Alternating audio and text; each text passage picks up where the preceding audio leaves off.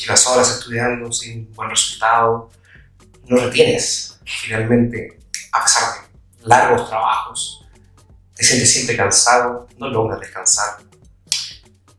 Al final de todo tu estudio no se refleja en tus notas el resultado. Quédate. Aquí te vamos a enseñar algunas técnicas de estudio que te van a permitir mejorar y hacer más eficiente los momentos que tengas que dedicar para tu estudio. Quédate con nosotros. Buenos días, mi nombre es Alexis Vidal, soy médico internista y hoy día vamos a seguir conversando cómo mejorar en el fondo tu estudio en el área de la medicina. Hoy vengo a presentarles un tema un poco distinto sobre las mejores estrategias de estudio para lograr optimizarlo, hacerlo más eficiente y no tener que pasar tantas horas frente a un computador, frente a un papel, frente a un libro, frente a un video, sin lograr los resultados que tú quieres.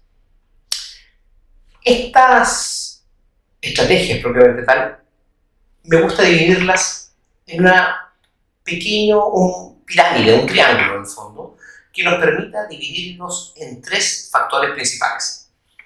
Estos tres factores, en el fondo, lo vamos a dividir en una optimización del tiempo. Saber qué clase de aprendizaje uno posee y qué objetivos, propiamente tal, son los que yo busco. Vamos a ir con el primer punto, que es la optimización del tiempo. Este punto es súper importante porque uno no saca nada de pasar 4 o 5 horas frente a un computador, frente a un libro, donde si no logramos saber cuál es nuestro tiempo acotado que tenemos para poder dedicar a un tópico, es imposible en el fondo lograr optimizar o lograr enfocarnos en varios puntos a la vez. Lo primero que yo recomiendo en términos generales para los primeros años de la carrera son técnicas de lectura veloz que optimicen nuestro tiempo. ¿Qué significa esto? Una persona en promedio lee alrededor de 200 palabras por minuto, 300, tal vez, en mejor caso. Pero hay técnicas que nos permiten leer hasta 1000, 1200, 1500 palabras por minuto sin perder comprensión, que es lo importante. No saco nada leer en el fondo 5000 palabras, por decir un número, sabiendo que estamos perdiendo comprensión. El punto importante acá es optimizar el tiempo. Y hay técnicas que permiten mejorar este punto, y lo iré mencionando en otros videos. Por ahora, quedémonos con esto así: técnicas de lectura veloz. El segundo punto a tener en cuenta es lograr estudiar por bloques. Y tenemos que lograr en el fondo hacer estudios que nos permitan dividir cada 30, cada 40 minutos un tema, con descansos de 15, 20 minutos, y así lograr programar una tarde o una noche de estudio. No hacer 3 horas seguidas intentando leer un solo tema y completarlo, porque finalmente eso dará por complicado el tema y lo único que hará al lector es aburrirlo. Hay que intentar renovar energía cada cierto rato para que así no agotar al lector. Es súper importante en el fondo planificar cuál va a ser la estructura de nuestra tarde de estudio. Intentar evitar las noches, por supuesto, para un mejor dormir. Y después, ¿cuál va a ser el enfoque propiamente tal? ¿Va a ser un tema? ¿Va a ser 2 temas? ¿Va a ser algo en específico? ¿Qué es lo que quiero aprender esta tarde propiamente tal? ¿Quiero aprender un tratamiento? ¿Quiero aprender un diagnóstico? ¿Quiero aprender la etiología? Algo específico, no la paz mundial, como yo le digo a mis alumnos, sino que algo netamente específico que me permita mejorar los tiempos de estudio. Está bien, uno muchas veces es ambicioso y quiere aprender muchas cosas, pero tenemos que ir poco a poco y tenemos que ir centrándonos punto por punto para no sacrificar la profundidad del tema por intentar abarcar mucho. Ahora, lo que también recomiendo respecto al enfoque propiamente tal es evitar el uso de redes sociales, optimizar el tiempo el máximo posible. Si estás metido con tu celular, con WhatsApp, Facebook, Instagram, lo que sea, claramente tu tiempo se ve interrumpido y distraído por una circunstancia anexa a lo que es netamente tu estudio. A veces son cosas importantes, pero por último que en ese tiempo realicen una llamada, lo que sea necesario. Dejar el teléfono fuera del ambiente de trabajo. Ni siquiera fuera de la pieza, puede ser unos 2 o 3 metros de distancia. cosa que cada vez que suena el celular a uno le cueste pararse. Obstaculizar propiamente tal la llegada a las redes sociales, para poder enfocarse en un solo punto. Las multitareas tampoco las recomiendo. Intentar hacer ejercicio y a la vez escuchar un podcast es complejo, porque se pierde el enfoque propiamente tal. Y finalmente las dos tareas están parcializadas por una situación que no logro dominar completamente, sobre todo para temas nuevos. Ahora, hay que lograr tener un lugar físico fijo de estudio. Ojalá sea una mesa, ojalá sea una mejor silla, con una buena iluminación, que nos permita tener en cuenta que nuestro cerebro entienda que ese es un lugar específico de estudio. A la vez, también hay que enseñarle al cerebro de que no se estudie en la cama, porque así no se logra descansar.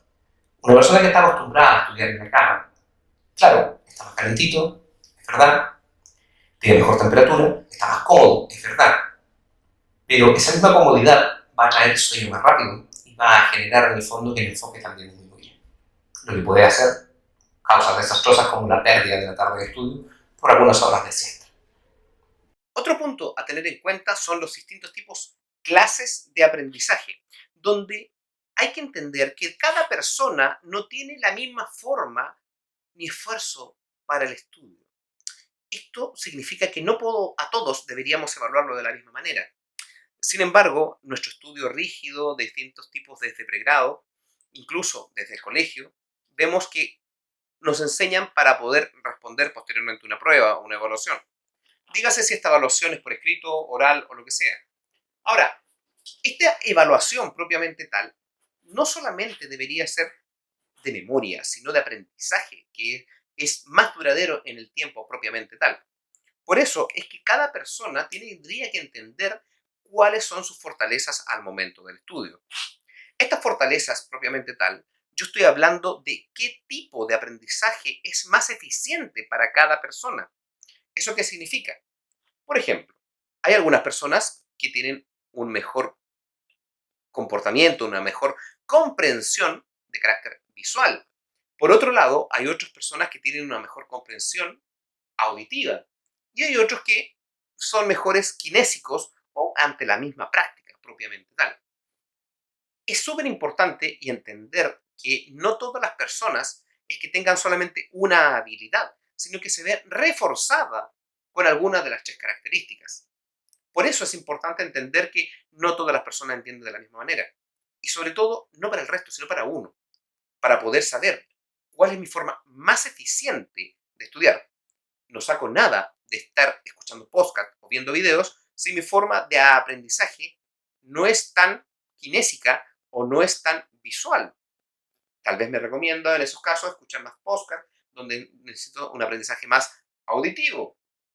Pero es importante en el fondo comprender, analizar para poder aprender y valga la redundancia, saber cómo logramos ir nosotros comprendiendo el conocimiento. Aprender cómo aprendemos. Valga la redundancia. Obteniendo ese conocimiento propiamente tal, podemos potenciarlo. Y estudiar hoy en día, gracias al Internet, podemos hacerlo de distintas maneras. Ya no solamente tenemos que tener frente un libro a nosotros para poder decir que tenemos que leerlo, analizarlo y darlo vuelta. No, hoy en día en el fondo gracias al Internet tenemos libre conocimiento a nuestra disposición en cualquier momento del día. Ya no es necesario estar pegados en bibliotecas con libros antiguos, con análisis que ya están traducidos de hace más de 5 años, sino que hoy en día tenemos la última bibliografía con análisis reciente en Internet. Solo hay que aprender a clasificarla. Y eso es súper importante. Por otro lado, y el tercer punto, es los objetivos propiamente tal. Plantéense siempre objetivos a corto plazo. No se planteen aprender semiología. No. Tienen que lograr enfocar su tarde de estudio en un tema en particular. O dos, si es que logran mejorar su velocidad de aprendizaje. Pero no abarquen tanto de tal manera que se olviden de los temas. Porque, recuerden, tienen que ir de a poco. Porque lo único que hará al final del día, si no completan lo que querían hacer, es frustrarse. Y eso va a ser peor que una mala nota. La frustración lo lleva a simplemente no querer hacer las cosas. Y eso es mucho, mucho peor que una mala nota. Ahora, tienen que entender que estos pequeños objetivos a corto plazo lo pueden ir dividiendo con nuestra programación que habíamos pensado previamente de entre 40, 50 minutos que podíamos tener por cada tiempo de estudio, con pequeños descansos de 10, 15 minutos que les permita relajarse, desconectarse, realizar alguna otra actividad rápida, algún hobby, alguna actividad recreativa. Pero tienen que controlar las actividades recreativas. Yo no digo que no lo hagan, al contrario, yo también las hacía y las sigo haciendo, pero tienen que tenerlas controladas, porque no pueden estudiar 30 minutos y 3 horas jugar PlayStation. No cuadra, claramente, algo así no va a ser productivo. Por eso tienen que lograr administrar sus tiempos de la mejor manera. La administración en esto es sumamente importante a la hora de obtener buenos resultados. Y yo no me refiero a notas, porque no es lo más importante. Porque el día de mañana ustedes van a tratar pacientes.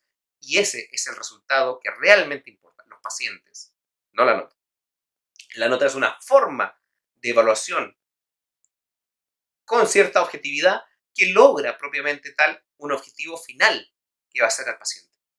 Pero para ustedes el conocimiento es más importante para tomar buenas decisiones el día de mañana. Esto quería conversarles por hoy día. Sigan con nosotros, deja tu like, comparte nuestros videos y suscríbete. Nos vemos pronto.